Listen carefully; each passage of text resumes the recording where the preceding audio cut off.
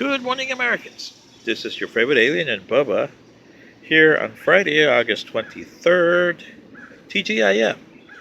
Sitting in for Paul Harvey today. Stand by for commentary.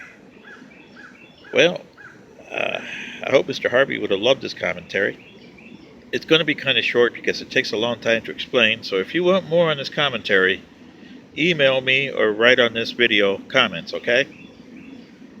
The commentary is Dredd Scott Decision versus the 14th Amendment.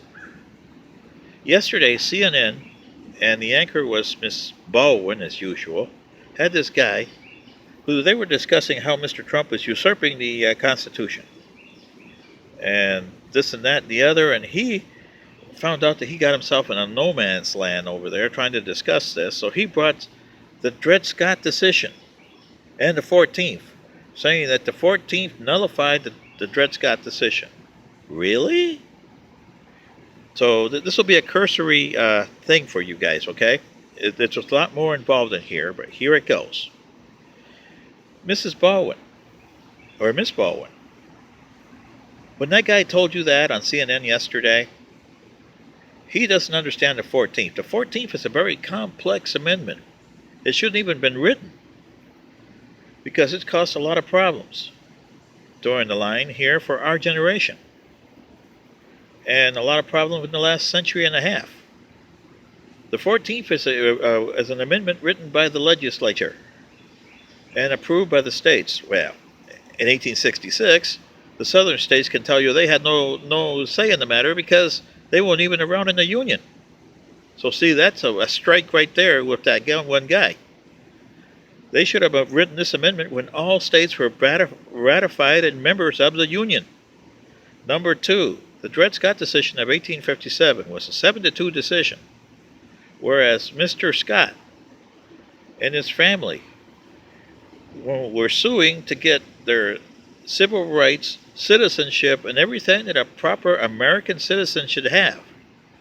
And Chief Justice Turney at the time wrote this awful decision stating that they were not, one, American citizens, and two, he stopped short of putting them on a reservation, like the Native Americans, but he compared them to the Native Americans as far as their rights. And at the time in 1866, the Native Americans didn't have any rights. They were all supposed to be in reservations, remember? And that's what Mr. Tunney wanted to put the African Americans in, reservations. So, Miss Baldwin, next time you do that, check your facts, okay? Number three, the 14th Amendment is so complex, it has so many clauses, that poor Santa doesn't have the relatives to compete with those clauses. So look them up. Also, starting in 1876, when Reconstruction was finally over, and the reason it was over, and look at my video on the election of 1876, where Tilden was the rightful heir to being president, but there was a backroom deal known as the Compromise of 1877, where the Democrats gave up the presidency and the Republicans gave up the South. That allowed what they used to call at the time the Redeemers to get back in, and all Republicans in the South hightailed it out of there in a hurry. And for the next almost 100 years, you had the solid South. It also allowed the South to look at this 14th Amendment and to put people in the Supreme Court. And boy, in the 1880s and 90s, the Supreme Court started to water down the 14th. And what happened to the African Americans? The South was creating Jim Crow laws, and it allowed them to create more laws on the South.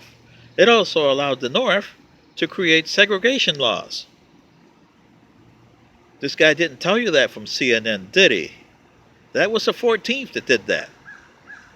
They were applying the 14th to the Dredd Scott Decision. And they were saying, hey, the 14th allows you to do this. Water it down. They watered it down so much that by 1940, you had straight separate but equal. But you couldn't vote if you were African American. So what is that as far as citizenship in the South and some places in the North? And even to this day, you got sundown towns in both the South and the North, where after darkness. Any people with color or Asians, Africans, Latins, whatever it is, have to hightail it out of those towns.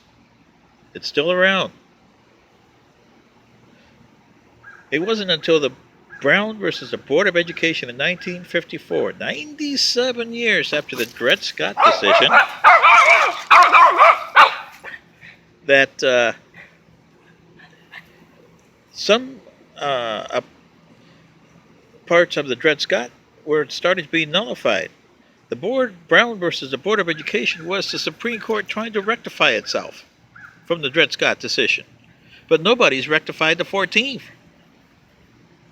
My suggestion would be, Americans, you take the 14th Amendment, do two amendments, one to repeal it and one to replace it. Because the 14th Amendment, if you look at people today, they'll say, oh yeah, the 14th Amendment has a lot. Yeah, it has. It's the reason why you got Roe versus Wade.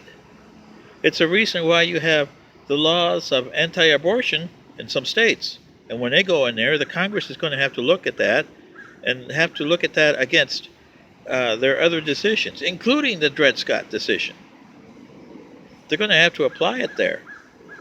Because the Dredd Scott decision is still not dead. It's been somewhat hampered by the Brown versus the Board of Education in 1954. But the guy who assumed that the 14th was a clear-all really didn't know what he was saying. So this is your favorite alien. This is a complex issue. I don't have much time on this video to go into that because it's a very detailed issue, and I can point after point where I can say that the 14th, and yes, the 14th has caused Roe versus Wade. It has caused the gays to have their rights, which most states and some people don't like, and like the Dredd Scott decision, they can water it down if they get the right people in the Supreme Court. The Supreme Court can water this 14th Amendment down even further.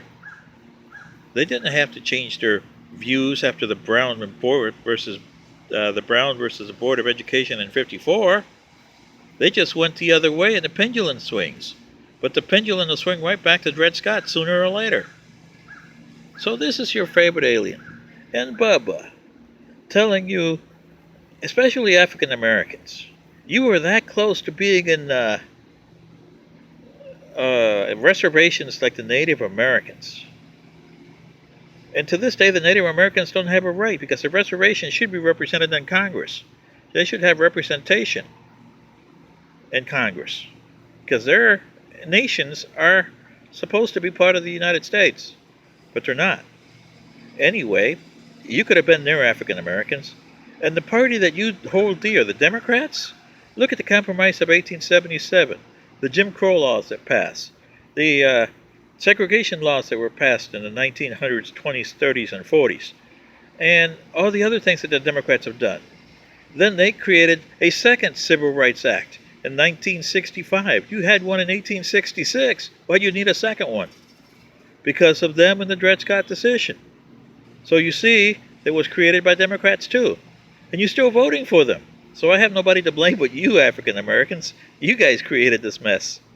This is your favorite alien, and Bubba, saying good day.